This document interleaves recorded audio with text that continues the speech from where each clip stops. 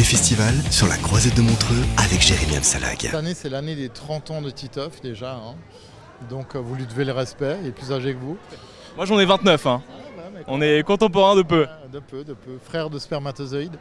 Et donc il y a un nouvel album que j'ai terminé il y a une semaine et qui sort le 31 août. Alors cette aventure de Titeuf, ça fait 30 ans que vous la menez. Comment ça a changé votre vie justement ce succès? Est-ce que ça a changé ma vie? Ça a changé ma vie parce que jamais je me serais imaginé faire une série en fait. Moi j'aime dessiner, j'aime raconter des histoires. Je pensais toujours faire des livres sur des sujets comme ça, échanger. Et tout à coup j'ai ce personnage qui est arrivé dans ma vie et qui m'est tombé dessus plus que... J'ai pas l'impression de m'être beaucoup battu pour le trouver. Il est arrivé à un moment. Et puis il y a tout un public qui est arrivé, qui a aimé ce personnage, qui l'aime toujours après 30 ans.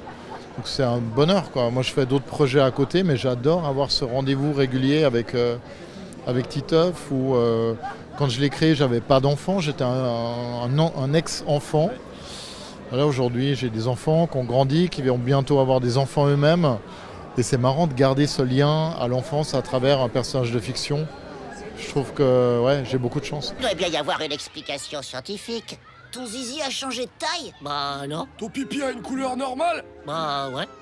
Bizarre. C'est peut-être la mutation de la puberté du zizi qui commence. Tu veux dire que Titeuf il serait précoce de la puberté? Ben ouais. Ça se peut pas, il a même pas de poils sous les bras. Et puis j'ai pas non plus de bouton d'apnée, hein. Mais comment tu vas faire? Tu vas devoir t'asseoir aux toilettes maintenant.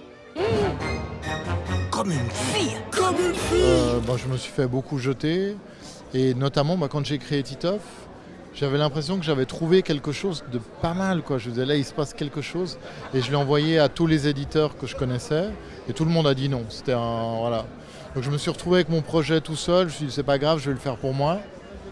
Et le seul éditeur à qui je ne l'avais pas envoyé, c'était Glénat, qui était un éditeur de BD historique. Et c'est lui qui est tombé dessus dans un fanzine et qui m'a contacté. Donc les choses se font souvent malgré nous en fait. Et on ne peut jamais prévoir en fait. Moi jamais j'aurais parié sur le fait que 30 ans après, je serais toujours là à parler de Titeuf et que je ferais autant de pages avec lui et qu'il m'emmènerait aussi loin. Il a été traduit, je ne vais pas dire dans le monde entier, mais dans une quarantaine de pays. Donc j'ai été amené à rencontrer du public, à aller faire des dédicaces en Chine, en Afrique, dans les pays de l'Est, aux États-Unis. Enfin, tout à coup, c'est très très étrange, quoi, d'avoir quelque chose qui à la base est très local, assez intime, et devient un peu malgré vous universel. Parfois on parle de Federer qui est connu partout dans le monde. L'autre grande star suisse, c'est Titeuf. C'est clair, il joue un peu moins bien au tennis, mais... Mais sa carrière va peut-être être plus longue. Je sais pas, je croise les doigts. Pour le moment, ça fait 30 ans qu'il est là, ce qui pour un sportif serait très très long quand même.